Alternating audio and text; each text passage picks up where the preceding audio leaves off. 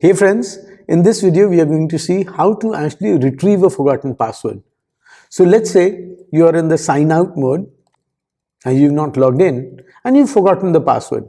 All you have to do is click on forgot password out here, and when you click on forgot password you need to put in your user email. So I'm going to put in, let's say, shop29 at ink-us.com, and I'm going to say I'm not a robot and submit.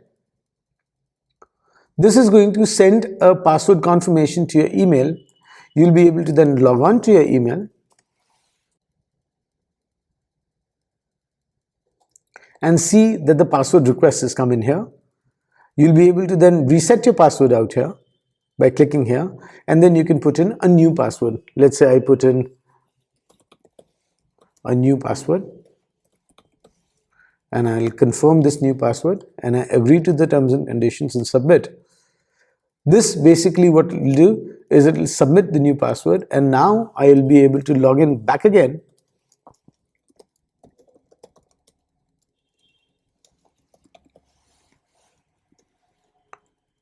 and log in, and I have retrieved a forgotten password. Thank you.